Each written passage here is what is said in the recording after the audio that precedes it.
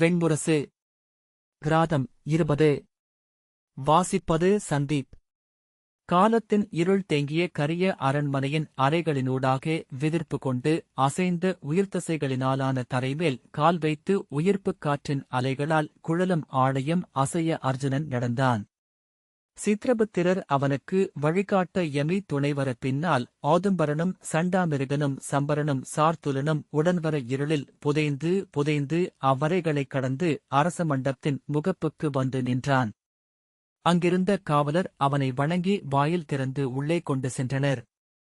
பெருந்திரளென எழுந்து குவிந்து வளைந்து கூரையாகி சூழ்ந்திருந்த மானுட உடல்களால் ஆன மண்டபத்திற்கு நடுவே வெண்ணிலென நின்றது ஒரு துலா. அதன் நடுவே முள் என அசையாதிருந்தது கூறியவாள்.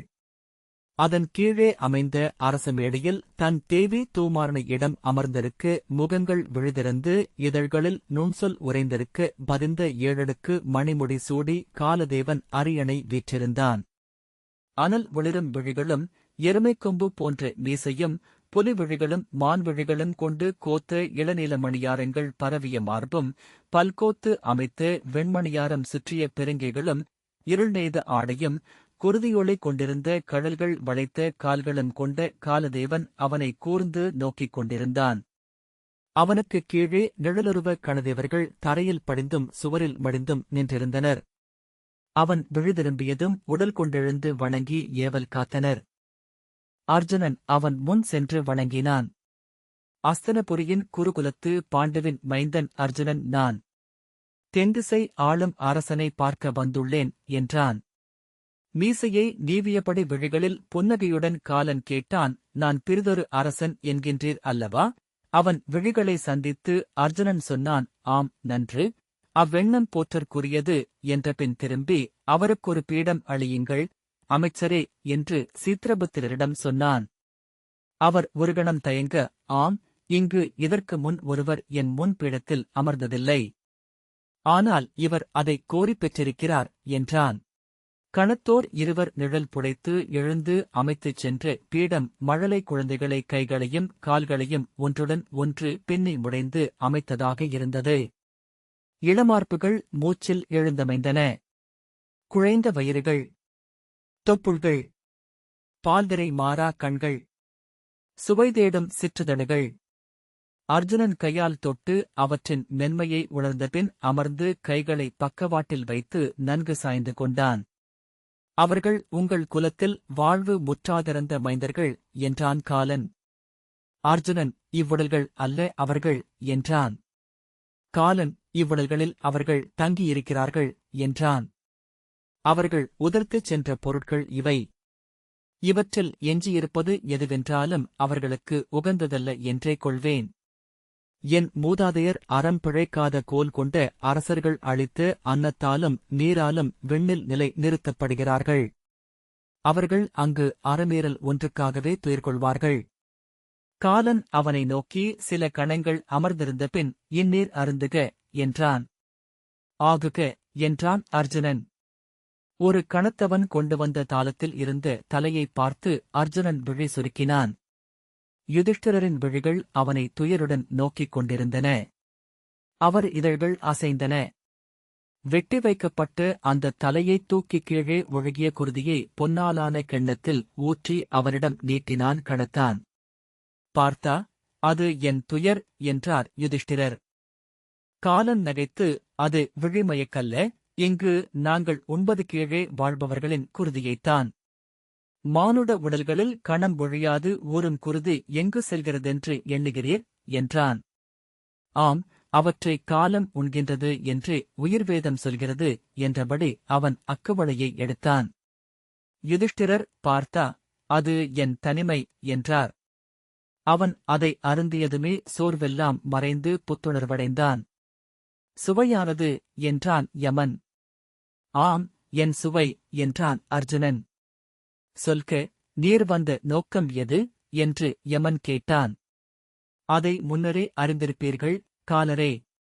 மண்ணில் 9 மைந்தர்களை பறிகொடுத்த ஜாதவேதன் என்னும் அந்தணனுக்கு சொல்லுறுதி அளித்துவிட்டு இங்கு வந்திருக்கிறேன். அவன் இறுதி மைந்தனை உயிருடன் பெற்ற பின்னரே மீள்வேன் என்றான் அர்ஜுனன். அது இன்றுவரை புவியில் நடந்ததில்லை என்று அறிய மாட்டீரா? பிறப்பும் இறப்பும் நிகர் செய்யப்பட்ட அவ்வுலகில் ஒரு துளி சொட்டி நீர் உதிர்வதன் நெறியும் முன்னரே வகுக்கப்பட்டுவிட்ட ஒன்று.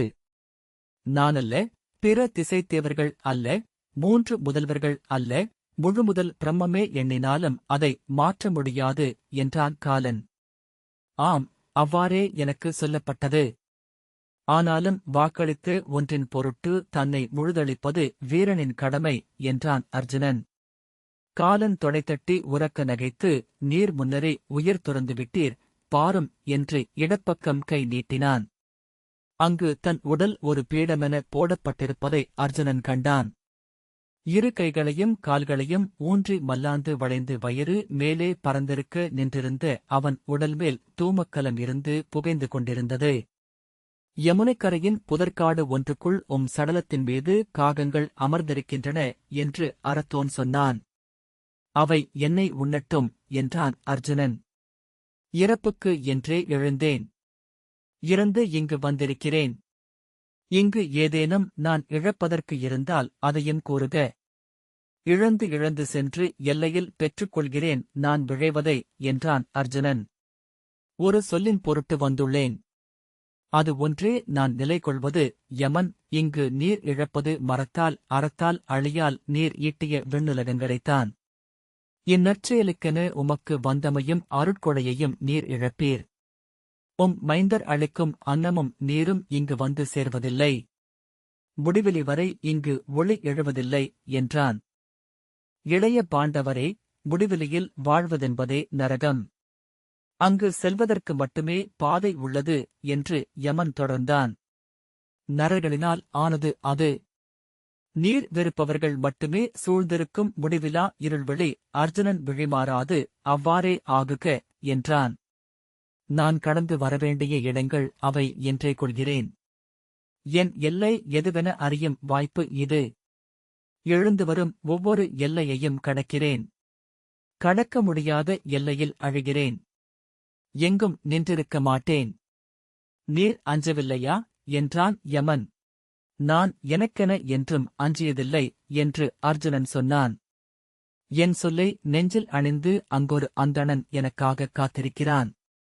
இங்கு நான் தோற்பேன் என்றால் உங்களில் ஒரு கணத்தோன் சென்று அவனிடம் சொல்லட்டும், வீழ்ந்தான் இளைய பாண்டவன் என்று. காலன் திகைப்புடன் அவனை நோக்கிக் கொண்டிருந்தான். அவனைச் சூழ்ந்து 10,000 திகைத்த விழிகளாக நரகம் அவனை நோக்கியிருந்தது. இளையவரே, எதன் பொருட்டு இங்கு நீர் வந்தீர்? மண்ணில் நிகரற்ற வீரன் என்ற சொல்லை நிலை நிறுத்தவா? அதன் பொருட்டா இந்நரகங்களை எதிர்கொள்கிறீர் என்றான் காலன். இல்லை, காலம் என்பது சித்தம் சென்று தொடாப்பெருக்கு. இன்று இவ்வுலகில் நிகரற்றவனாக இருந்தென்ன பொருள்? நாளை எழும் காலத்தின் அலைகளில் எத்தனையோ மாவீரர்கள் எழுவார்கள். அவர்களில் ஒருவனாகவே நான் நின்றிருப்பேன்.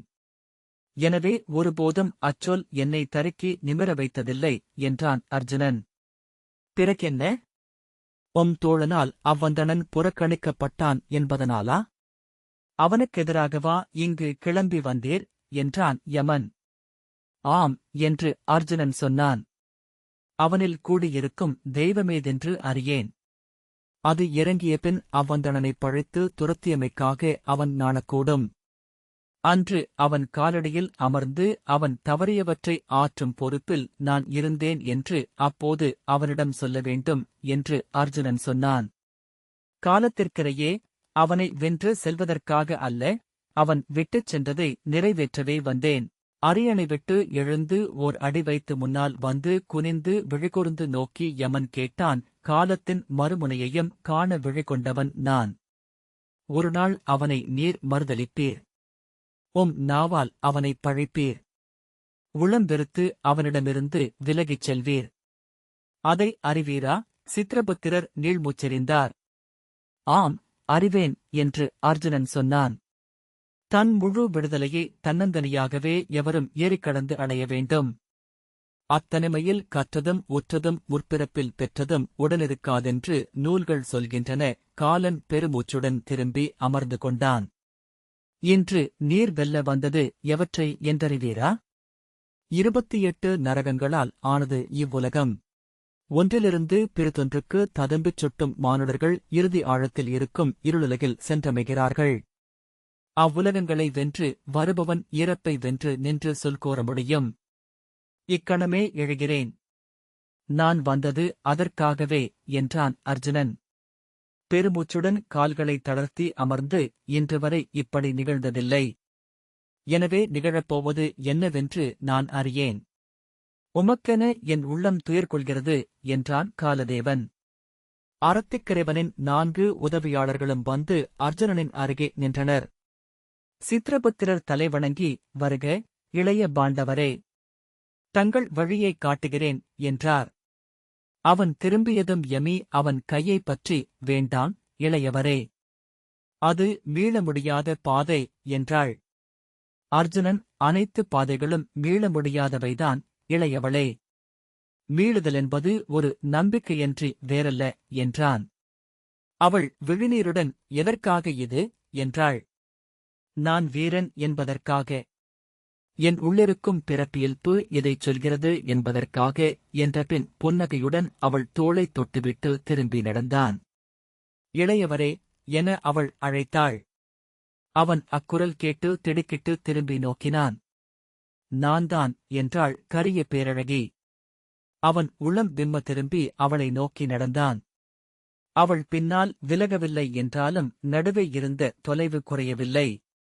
நான்தான் என அவள் சொன்னபோது கரிய ஒளிகொண்ட முலைக்குவைகள் எழுந்தமைந்தன. அவற்றின் கூர்காம்புகளில் விழிநோக்கியிருந்தது. நான்தான் என்றும் உங்கள் காமம் நின்றிருந்தது என் மீதுதான். நீ என்னை விரும்பியதில்லை என்று அவன் சொன்னான். உன்னை அணுகும்போதெல்லாம் குறையாத இடைவெளியையே உணர்ந்தேன். அவள் புன்னகைத்து, மண்ணில் உள்ள எவருடனும் அவ்விடைவெளி எனக்கு உள்ளது என்றாள்.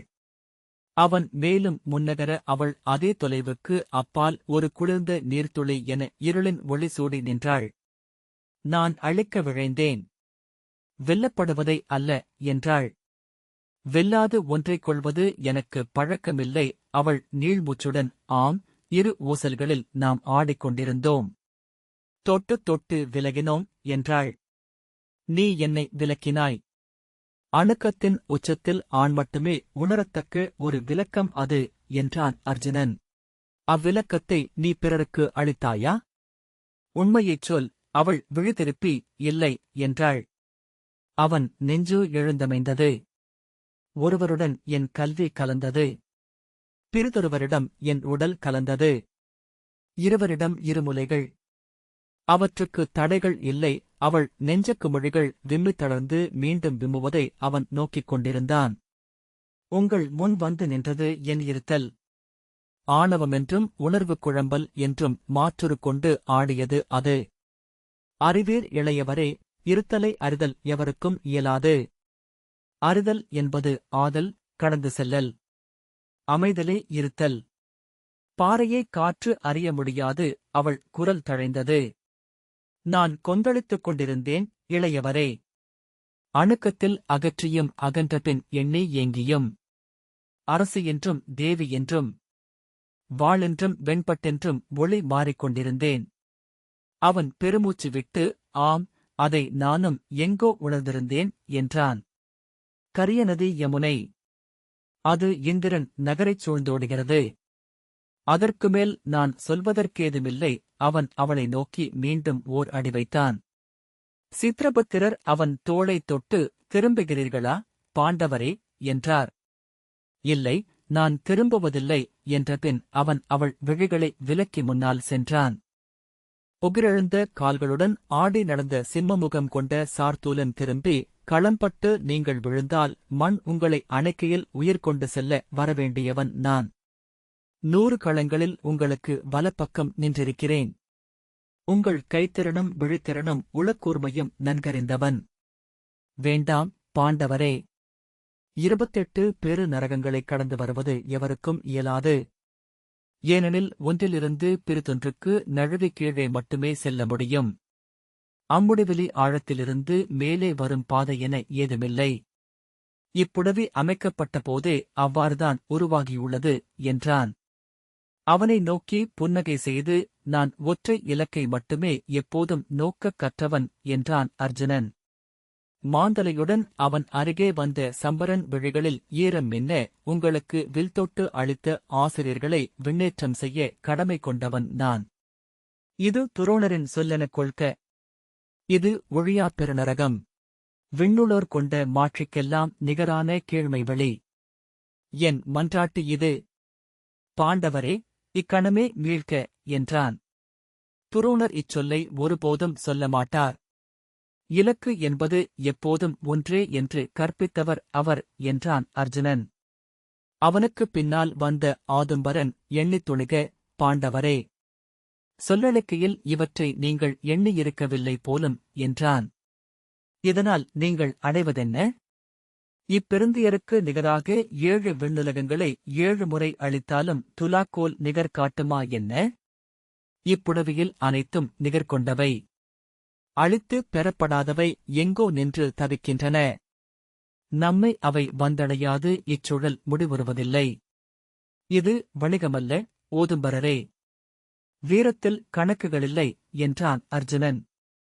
விளைவெண்ணி போரிடுபவன் வில்லெடுத்து ஓர் அம்பு கூட எய்வதில்லை. ஓதும்பரன் கணிக்கப்படாது கடந்து செல்லும் ஒரு காலத்துளியும் இல்லை, பாண்டவரே என்றான். ஆம், ஆனால் துலாக்கோல் அல்லவில். இதன் கணிப்புகள் வேறு என்றான் அர்ஜுனன். சண்டாமிருகன் கழுதை தலையுடன் அணுகி அவன் தோளைத் தொட்டு சிறிய வழிகளால் நோக்கி, பிறருக்காக வாழ்பவன் கையகப்படுவது ஏதுமில்லை. அந்த அந்தணன் எவருடைய படைக்கலம் என்று அறிவீர்களா? உங்களை இவ்விருள் உலகுக்கு அனுப்பி புவியை வெல்ல துரியோதனன் செய்த சூதல்ல அது என்று சொல்லலாகுமா? இல்லை, துவாரகையின் தலைவன் பொருட்டு வந்த வஞ்சகனல்ல அவன் என்று உறுதி கொள்வீரா என்றான்.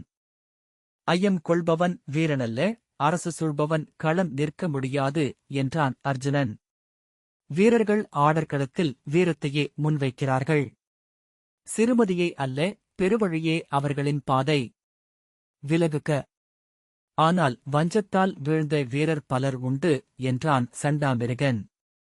ஆம், ஆனால் அவர்களுக்கே புகழலுக்கான எளிய வழி அமைகிறது. அவர்களை விண்ணேற்ற தேவர்கள் வருகிறார்கள் என்றான் அர்ஜுனன். அவர்கள் 28 வாயில்கள் கொண்ட பெரிய அறை ஒன்றை வந்தடைந்தனர்.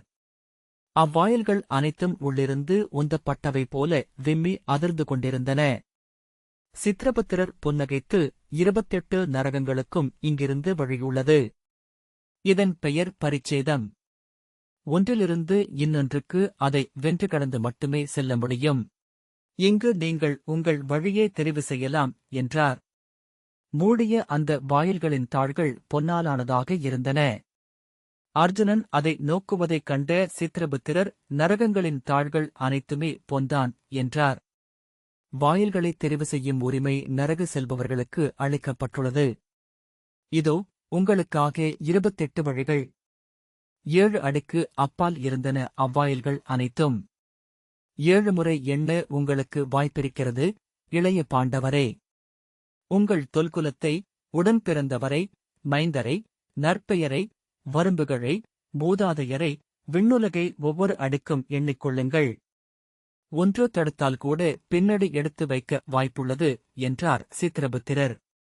எண்ணத்தால் ஓர் அடி பின்னால் வைத்தால் கூட அங்கே யமுனைக்கரை நாணல்கள் நடுவே விழித்தெழுவீர்கள்.